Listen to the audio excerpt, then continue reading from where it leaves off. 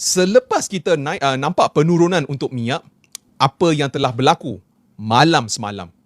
Apa yang telah berlaku malam semalam?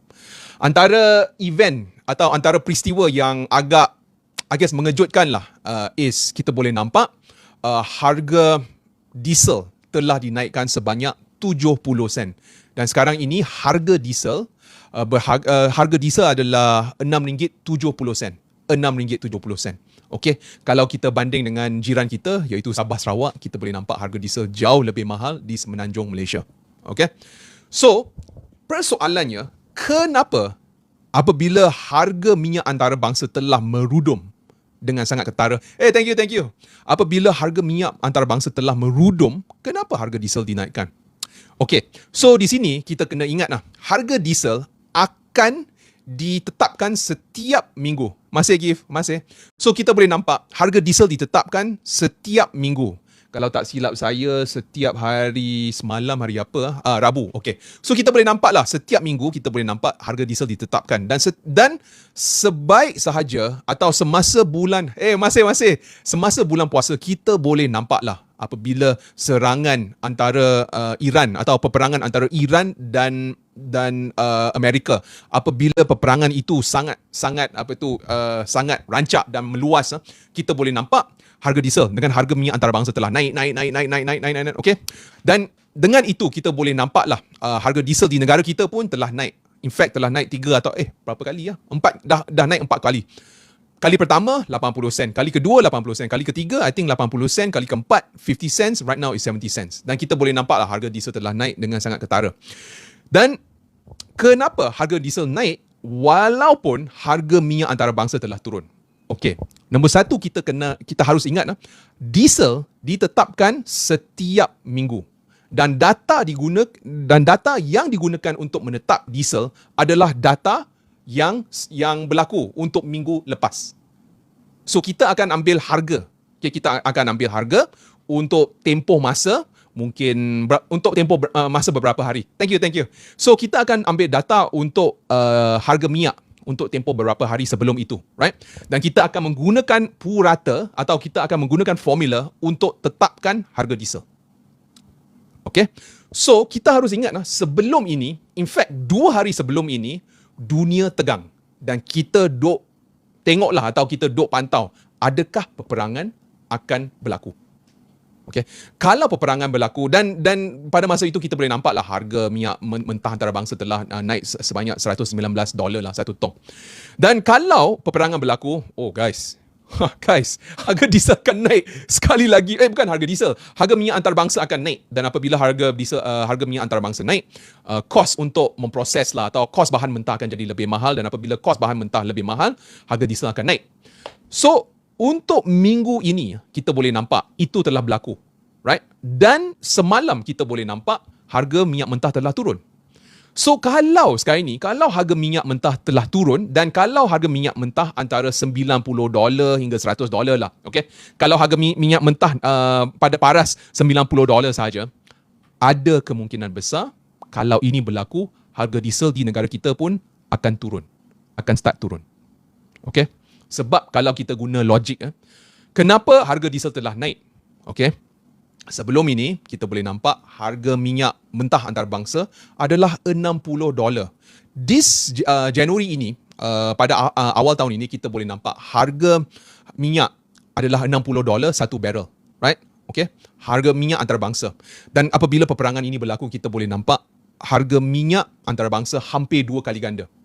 Dan apabila harga minyak antarabangsa naik hampir 2 kali ganda, kita boleh nampaklah hampir semua barang, diesel naik, RON95 naik, RON97 naik.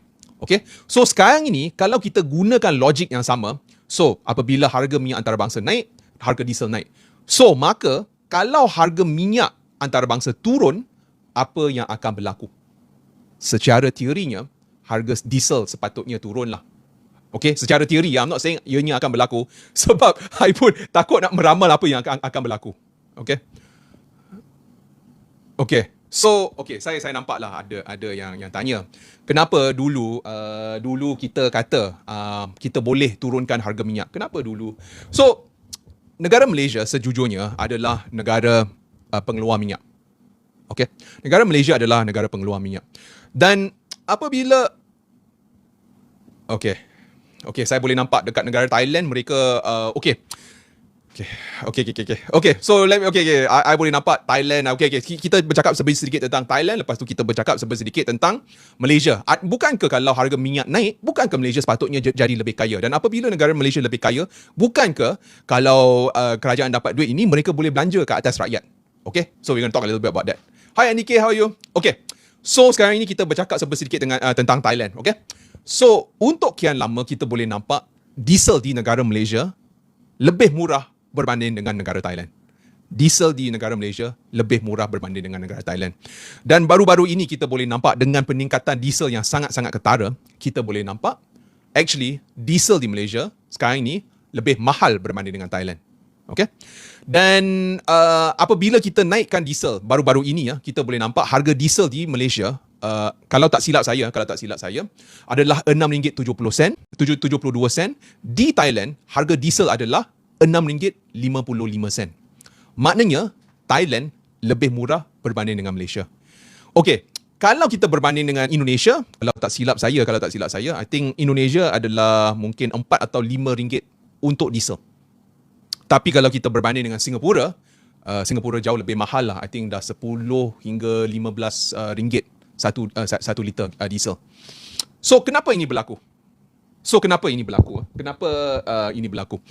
So kenapa? Okay, so first thing, kalau Malaysia berbanding dengan jiran-jiran kita, Malaysia lebih mahal berbanding dengan Thailand, lebih mahal berbanding dengan Indonesia, tetapi ianya lebih murah berbanding dengan Singapura. Kenapa ini berlaku? Okay, first kita harus ingat bahawa negara Singapura, minyak di negara atau kalau pengguna kereta atau pengguna kenderaan di Singapura, kebanyakan dari pengguna kenderaan di Singapura, mereka boleh dikatakan sebagai T20 lah, atau orang yang berduit. Saya bagi contoh lah. Andaikan kalau siapa-siapa yang pernah pergi ke Singapura lah, mesti you guys ternampak lah.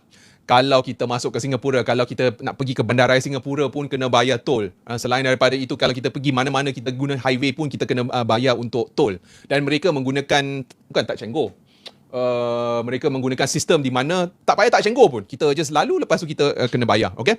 So di Singapura, bukan sahaja untuk siapa-siapa nak beli kereta, mereka kena beli lesen. Okay? Mereka kena dapatkan lesen. Dan untuk mendapatkan lesen pun sangat-sangat mahal di Singapura. Itu nombor satu. Nombor dua, kenderaan di Singapura tak boleh kenderaan uzur, atau kereta di Singapura tak boleh kereta yang uzur. Mungkin lepas 10 atau 15 tahun, kalau kereta terlalu uzur, kena buang. So di sini kita boleh nampak di Singapura, siapa-siapa yang nak beli kereta dah lah kena beli lesen. Lesen agak mahal. Lepas tu siapa-siapa yang beli kereta kena beli kereta baru. Kalau kereta terlalu lama, mungkin 15 hingga 20 tahun, kena buang. Okay, that's the second thing. The third thing is, mana-manalah kalau nak pergi dekat Singapura, mereka kena bayar tol. Kalau nak pergi ke bandaraya Singapura, nak bayar parking pun mungkin sangat-sangat mahal. Okay, sangat-sangat mahal. So di sini kita boleh nampak pengguna kenderaan di Singapura agak kaya lah, right? Dan apabila kerajaan Singapura charge jauh lebih tinggi berbanding dengan Malaysia, of course mereka dah tahu pengguna kenderaan di Singapura jauh lebih kaya kalau berbanding dengan Malaysia. Okay, the next thing is, kenapa rakyat Singapura macam okey lah, macam okey. Antara sebabnya adalah ekonomi Singapura adalah ekonomi yang boleh dikatakan ekonomi high income atau menjana income yang tinggi. Okay, so kalau ekonomi Singapura boleh menjana income yang tinggi, rakyat di situ akan dapat gaji yang jauh lebih tinggi. Okay, so andaikan sekarang ni macam saya bagi contoh lah, kalau kita di Malaysia lah, andaikan, I'm sure kalau you guys pernah baca cerita lah, di mana ada lecturer di Malaysia, right? Kat Malaysia dia bekerja sebagai lecturer, tapi kalau dia masuk ke Singapura, dia sanggup bekerja sebagai pekerja buruh di Singapura, walaupun dia dapat degree, dan walaupun dia bekerja sebagai lecturer di Malaysia, tetapi kalau dia masuk ke Singapura, dia sanggup bekerja sebagai pekerja buruh. Kenapa ini berlaku? Antara sebabnya adalah mata wang di Singapura jauh lebih besar kalau berbanding dengan Malaysia. So di Singapura, kalau mereka boleh charge harga tinggi untuk diesel, antara sebabnya adalah ekonomi di Singapura jauh lebih kaya lah basically. Dan mereka boleh ambil orang putih, mereka boleh ambil orang dari merata-rata lah. Kalau kita pergi ke Singapura pun macam sangat cosmopolitan. Kita boleh nampak lah expat atau siapa-siapa yang bekerja di Singapura, mereka datang dari merata dunia. Okay? So itu adalah ekonomi Singapura. So kalau kita berbanding dengan ekonomi Malaysia jauh lebih berbeza. Di mana ekonomi kita it's a middle income economy lah. Di mana pendapatan kita jauh lebih rendah kalau berbanding dengan Singapura. Okay, itu nombor satu. So, dan nombor dua, pengangkutan atau perkhidmatan awam untuk Malaysia atau pengangkutan awam untuk Malaysia jauh lebih macam mana? Kita punya pengangkutan tak berapa lengkap lah dan kurang efisien kalau berbanding dengan Singapura. Okay? So, di Singapura, kita boleh nampak lah, ya, memang diesel di Singapura jauh lebih mahal. Dan ya, memang ianya sangat-sangat mahal berbanding dengan Malaysia. Tetapi kalau kita tengok, kalau kita lihat ekonomi di Singapura boleh membayar pekerja-pekerja dengan harga atau dengan gaji yang jauh lebih tinggi. Itu nombor satu. Nombor dua, pengangkutan awam di Singapura agak efisien. Tetapi sekarang ini, Malaysia, apabila kita jual minyak kita, so Malaysia adalah negara ASEAN kedua yang termahal. Dan kita boleh nampak lah, okay, so kalau kita berbanding Malaysia dengan Singapura, rakyat di sini lah, atau pengangkutan awam di sini, agak tak efisien lah. So saya bagi contoh lah, andaikan kalau saya nak pergi ke office, saya kena, dari rumah saya kena jalan ke stesen MRT. So, apabila saya pergi ke stesen LRT, saya kena berjalan ke stesen LRT dan sebaik saja apabila saya sampai ke stesen office saya kena jalan. So di sini kita boleh nampak pengangkutan awam di Malaysia jauh kurang efisien. Okay, kurang efisien. So walaupun diesel di negara kita lebih murah berbanding dengan Singapura, tetapi disebabkan pengangkutan di Malaysia agak tak efisien lah, kita terpaksa menggunakan kenderaan kita. So that's why untuk kita, diesel sangat-sangat penting. RON95 sangat-sangat penting. Dan RON97 sangat-sangat penting. Okay? Now, kalau kita berbanding dengan negara Filipina dan negara Indonesia, okay, pengangkutan awam lah untuk Malaysia, okey lah, kalau berbanding dengan Thailand, mungkin pengangkutan awam kita jauh lebih bagus. Tetapi secara lazimnya, kita terpaksa mengambil kenderaan. Sama seperti di Thailand, sama seperti di Indonesia, sama seperti di Filipina. So that's why, untuk negara-negara ini, diesel, RON95, RON97 sangat-sangat penting. Sangat-sangat penting. Dan kita sangat sensitif atas kenaikan harga minyak. Kita sangat sensitif atas kenaikan minyak. Okay, saya boleh nampak Heng Yuan. Ya, Heng Yuan. Siapa-siapa yang beli Heng Yuan mesti untung banyak duit. Yes. Hi Nur, macam mana? Okay, so seperti yang saya kata lah, right? So right now, this is what we are seeing. Okay, so apabila harga minyak mentah telah merudum, right? Apabila harga minyak mentah merudum, yalah, kita semua excited. Kita nak tengok lah, adakah minyak mentah kita atau adakah minyak diesel kita akan turun. Tetapi apa yang berlaku adalah minyak mentah kita atau diesel kita telah naik. So, in short, kalau kita lihat cara the pricing mechanism atau cara harga ditetapkan untuk harga diesel atau cara harga diesel ditetapkan adalah kita kena tengoklah harga purata untuk tempoh masa dan menggunakan dan apabila kita nampak purata untuk harga diesel, harga RON atau harga atau MOPS lah, kita menggunakan MOPS. Apabila kita lihat harga minyak mentah lah, andaikan kalau harga minyak mentah start turun, kita akan ambil purata. Dan apabila kita ambil purata, kita boleh tahu adakah harga akan naik dan adakah harga akan turun.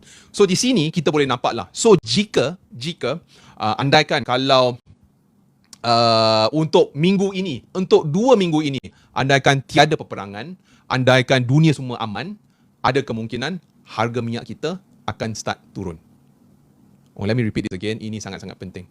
Kalau tiada peperangan dan kalau negara Iran aman dan negara-negara Teluk aman dan negara US tak serang negara Iran, apa yang akan berlaku? Tension akan start turun. Dan apabila selat Hormuz dibuka, ini membolehkan minyak masuk keluar dari Timur Tengah. Dan apabila minyak boleh masuk keluar Timur Tengah, kita boleh start nampak minyak boleh masuk bukan sahaja di Malaysia tetapi di negara-negara jiran kita. Okey, ini teori ya. Tetapi seperti yang kita tahu, semalam sebaik saja gencatan senjata itu dipersetujui, kita boleh nampak negara biru telah serang negara Lebanon. Negara biru telah serang Lebanon. Okay. So apabila negara biru serang negara Lebanon, ini ialah dengan tidak langsung lah kita boleh nampak ialah peperangan tak stop dan peperangan masih berlaku. Dan apabila negara biru telah serang Lebanon, kita boleh nampak negara Iran telah hantar peluru berpandu untuk menembak negara biru. So that's why semalam kita boleh nampak harga minyak telah merudum ke 93 satu barrel. Sekarang ini kita boleh nampak harga minyak telah mencecah $97 satu barrel. $97 satu barrel. Yang merisaukan adalah sebelum ini kita boleh nampak atau dari social media kita boleh nampak Amerika nak hantar tentera darat mereka. Dan kita boleh nampaklah sekarang ini saya pun tak tahu di mana tentera darat mereka. Tetapi ramai berpendapat bahawa ada kemungkinan Amerika akan menghantar tentera darat mereka untuk peperangan ini. Right? So the big question is, dan kita boleh nampak sebelum ini trend untuk Trump adalah dia akan buat atau acah-acah nak buat perdamaian. Okay? Ingat tak sebelum peperangan ini start pun dia acah-acah nak buat perdamaian, right? Dan apabila dan mungkin 2 atau 3 hari selepas perjanjian di Geneva atau mereka buat bincangan di negara Geneva. Dan apabila nampak macam nak aman kan. Lepas tu tiba-tiba kita boleh nampak secara tiba-tiba kita boleh nampak Amerika telah menggunakan pesawat mereka dan mereka telah bom Iran, right? Dan kita boleh nampaklah ini dan semasa perang 12 hari pun, right? Kita boleh nampak secara tiba-tiba.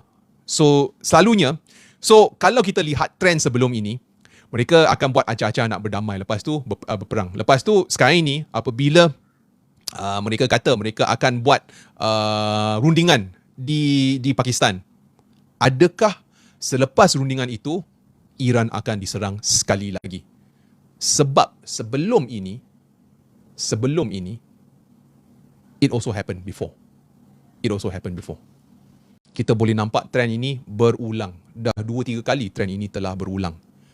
Dan adakah trend ini akan berulang sekali lagi? Itu nombor 1. Dan nombor 2, kita boleh nampak negara biru masih menyerang Lebanon. So walaupun mereka kata mereka nak berdamai atau mereka nak gencatan senjata, tetapi peperangan masih berlaku. So that's why semalam sebaik saja kita dapat berita itu, kita boleh nampak harga minyak dari $119 telah turun ke $93. And saya duk fikir, adakah harga minyak boleh turun ke $89? Ke arah $80. Right? Because yesterday dia macam turun-turun. So andaikan hari inilah. Today. Andaikan kalau tak ada peperangan dan andaikan kalau semua tak berperang dan andaikan kalau Lebanon tak diserang dan andaikan kalau Lebanon tak diserang dan andaikan mungkin Amerika setuju dengan apa Iran nak, kita boleh start tengok kapal lalu. Dan apabila kita boleh start tengok kapal lalu, apa yang akan berlaku? Harga minyak akan turun. So impaknya adalah nombor 1, apabila ini berlaku, kita boleh nampak harga minyak turun, right? So the next question is, okay, I see investors over here, so I nak cakap lah a little bit about investing. So sekarang ini, kalau kita rasa bahawa Donald Trump buat atau acah-acah nak berdamai dan tiba-tiba dia serang dan dia start menyerang, apa yang akan berlaku? Harga minyak akan start naik lagi kan? I think kalau kita rasa Amerika akan serang sekali lagi, ini adalah masa yang terbaik untuk beli saham yang berhubung kait dengan gas dan minyak. Sebab sekarang ini harga semua dah turun. Dan sekarang ini kita boleh dapat saham-saham gas dan minyak dengan sangat-sangat murah. Kita beli sahaja dan sebaik saja peperangan berlaku, apabila harga minyak naik, saham-saham gas dan minyak akan naik. Okay guys, I dah boleh dengar azan. So minta maaf I kena end my live. Moga-moga you guys belajarlah sedikit lah dari live ini. Dan dengan ini, Assalamualaikum, selamat sejahtera dan selamat beristirahat. Okay guys, bye guys.